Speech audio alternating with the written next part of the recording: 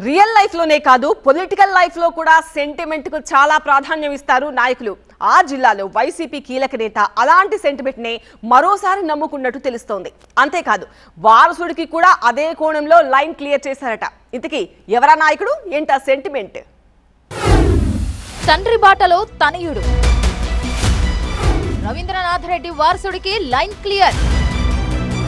కమలాపురంపై kerchief వేసేశారా? ఆనవాయితీని కొనసాగించబోతున్నారా? కడప జిల్లా కమలాపురంలో వైసీపీ మాజీ ఎమ్మెల్యే రవీంద్రనాథ్ రెడ్డి తన వారసుడు రామానుజుల్ రెడ్డికి లైన్ క్లియర్ చేసినట్టే కనిపిస్తోంది.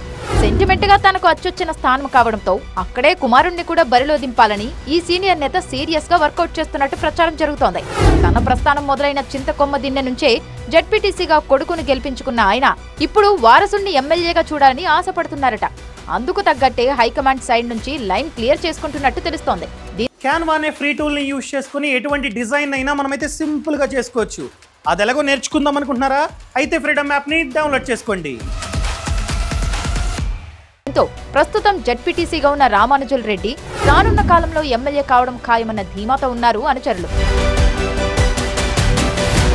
జగన్ కుటుంబానికి దగ్గర బంధువుగా వైఎస్ హయాంలో పొలిటికల్ ఎంట్రీ ఇచ్చిన రవీంద్రనాథ్ రెడ్డి మొదట జెడ్పీటీసీగా గెలిచారు. ఆ తర్వాత కడప మేయర్గా అవకాశం దక్కించుకున్నారు. అనంతరం కమలాపురం షిఫ్ట్ అయిన రవీంద్రనాథ్ 2014, 2019 ఎన్నికల్లో ఎమ్మెల్యేగా వరుస విజయాలు సాధించారు. మొన్నటి ఎన్నికల్లో ఓటమితో హ్యాట్రిక్ మిస్ అయిన ఆయన ప్రస్తుతం కడప జిల్లా వైసీపీ బాధ్యతలు చూస్తున్నారు. అయితే వ్యూహాత్మకంగా వ్యవహరించిన రవీంద్రనాథ్ కమలాపురం నియోజకవర్గం తన చేజారకుండా చూసుకున్నారు. తన కుమారుడు రామానుజుల్ రెడ్డికి కమలాపురం వైసీపీ ఇన్ఛార్జ్ పదవి ఇప్పించుకోగలిగారు. ఈ లెక్కన వచ్చే ఎన్నికల్లో ఆయనకు బదులు వారసుడు బరిలో దిగబోతున్నట్టు స్పష్టమవుతోంది. దీనికి సంబంధించి జగన్తో మంతనాలు కూడా పూర్తయినట్టు తెలుస్తోంది. ఇన్ఛార్జ్ బాధ్యతలు కట్టబెట్టారంటే దాదాపుగా కమలాపురం అభ్యర్థిగా రామానుజుల్ రెడ్డి కన్ఫామ్ అయినట్టేనన్న ప్రచారం జరుగుతోంది.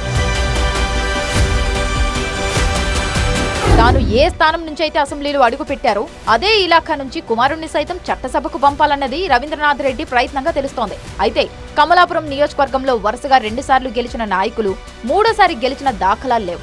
ఆ ఆనవాయితీని కొనసాగిస్తూ 2 సార్లు రవీంద్రనాథ్ రెడ్డిని గెలిపించిన కమలాపురం ఓటర్లు మూడోసారి మాత్రం సారీ చెప్పేశారు. ఈ ఒక్కసారే కాదు, గతంలోనూ రాజకీయ ఉద్దండుల విషయంలో ఇదే జరిగింది. మైసూరారెడ్డి, వీరశివారెడ్డి లాంటి వారు వరుసగా 2 సార్లు గెలిచి మూడోసారి ఓటమి మూట కట్టుకున్నారు.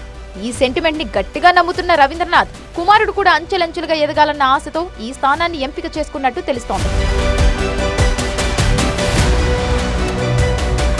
ఎన్నికలు ఇంకా 4 ఏళ్లకు పైబడి సమయం ఉంది. అయితే ఇప్పటి నుంచే తన సెంటిమెంట్ స్థానంలో కుమారుణ్ణి తిప్పడం ద్వారా ఎన్నికల నాటికి బలపడొచ్చన్నది రవీంద్రనాథ్ రెడ్డి ప్లాన్ గా తెలుస్తోంది. జిల్లా పార్టీ అధ్యక్షుడిగా ఉన్న ఆయన కుమారుడి పొలిటికల్ భవిష్యత్ కోసం భారీ వ్యూహమే సిద్ధం చేశారన్న గుసగుసలు వినిపిస్తున్నాయి. అటు జిల్లాలో పార్టీని బలోపేతం చేయడంతో పాటు కమలాపురం సెంటిమెంట్ ను కంటిన్యూ చేస్తూ కుమారుడు విజయం సాధించేలా ప్లాన్ చేస్తున్నారంట. వారసుడి ఎంట్రీకి లైన్ అయితే క్లియర్ చేశారు. మరి ఎన్నికల నాటికి పరిస్థితి ఎలా ఉంటుందో చెప్పలేమన్నది లోకల్ గా పార్టీ నేతలు చెబుతున్న మాట. కమలాపురం నుంచే పోటీ చేస్తారా లేక మరో స్థానం నుంచి బరిలో ఉంటారా అన్నది అప్పటి పరిస్థితులను బట్టి ఉంటుందనే ముచ్చట వినిపిస్తోంది. కాకపోతే ఎట్టి పరిస్థితుల్లో ఏదో ఒక స్థానం నుంచైతే తన వారసుడు బరిలో ఉండేలా రవీంద్రనాథ్ రెడ్డి పావులు కదుపుతున్నారంట.